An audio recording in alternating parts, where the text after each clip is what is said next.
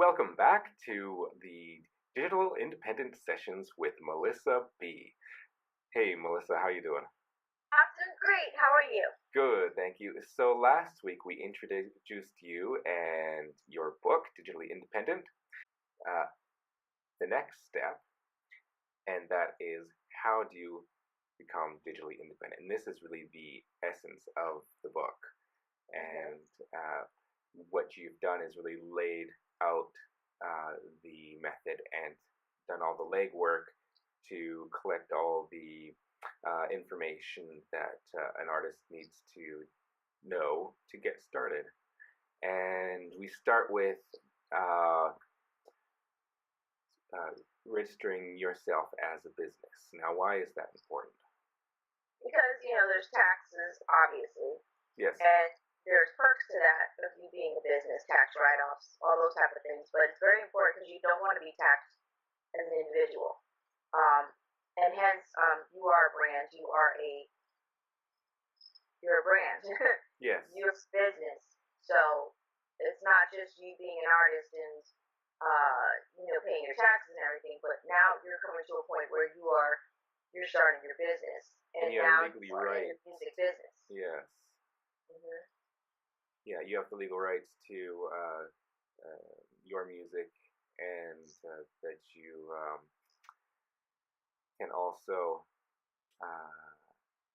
use your business as a way to support yourself and Yes. in your brand. Mm-hmm. And once you have your brand defined in your business, you need to then you have your music, and it's copyrighted the moment that you write it down, you have it recorded, but it's not registered yet. So how do you get that done? So you basically have to go to the government site for copyrights. Yes. The copyright office, and then you have to fill out a form, and you pay, I think it's like $55 for your copyright. It takes a while for it to get back to you. Yes. But registering your song that you own the copyrights to these intellectual property. These are your property. And this is important whenever there's any copyright infringement. Absolutely. Yes. Absolutely. Because then if somebody does something and you already have it, and if you have a legal right to say copyright infringement or those type of things. Yes. But it's also important because you also need your publishing, hence why you need to be a part of like either ASCAP, BMI, CSAC, SOCAT in Canada, or wherever part in the world, because I don't know the rest of them, but wherever you are in the world, you need to register yourself with one of these companies, so that nonprofit organizations, so that they can help you gather the money wherever your song is being played around the world. Yes, and each of these performance rights organizations work specifically with different kind of licensing, like sync licensing if you have your music played on other media, or mechanical licensing if you are doing or somebody else is using your music. So basically, cover songs. Playing song live. Yes, exactly. Performance. Yeah. Yes. So each organization has their own agenda and focuses on the type of licensing that they collect the royalties from. Yes. And the ones that you have mentioned, they are all they cover physical copies or just the music that's just been played in general. But if you need your music to be controlled or collect royalties from your digital usage of your music, you need to then be registered with Sound Exchange. Is that right? Yes, Sound Exchange helps on the digital end in terms of, like, for example, I had my song on Pandora and I got 100,000 streams and I got paid like $50. Yeah. But that's digital radio. Yes. I got paid. Yes. My song was registered. And these are the steps that you have to do before you put your song out. Okay. You have to register your song, or after your song is out, and then you'll have the ISRC code. Once you get that code, you use that and you submit it to them. And they have everything on their website. They have all the information there. You just have to go there and read. Yes, you have to be informed.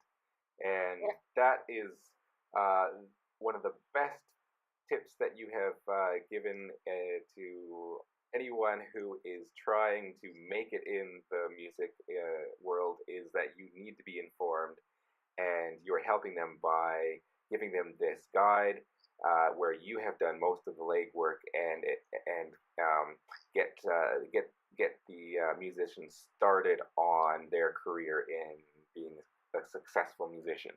So, because mind you, I went through trial and error. Nobody told me how to do this stuff. This is like trial and error, and me doing this these last couple of years that I've been doing this, and then it was a consistent thing. I'm like, okay, this is what I gotta do. But the first year, I was a mess. I didn't know anything. Yes. I had to find all this. There was no book out there for this. And all these steps are essential. You can't leave one out. Yes.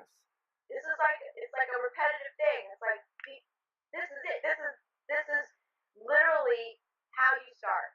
Yes, and this this is basically what recording companies do for themselves, except they're the ones who take all the money and leave the artist poor.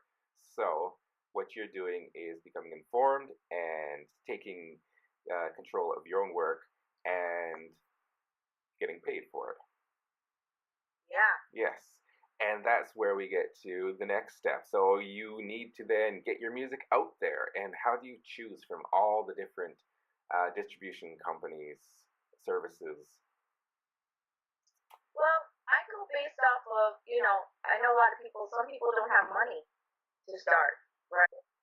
So you got to shop around, right? And see. Yep, around. Yeah. Because with the digital distribution, you can get your music to the entire world, almost. And each distribution service has their own territories. So you have to look and see which has the most coverage, which one works for you and your music, because you also have to think of the audience that your music will be listened to. Yep. Yes. And we'll get on to that later, because you mentioned something about using Shazam to see how your music is being received in like the different countries. Yeah. Yes, and that's very valuable too. So just to recap, get a business license, get your music registered, sign up to the performance rights organizations, and be aware that each organization provides a different service, and distribute your music. And that is the gist of it. And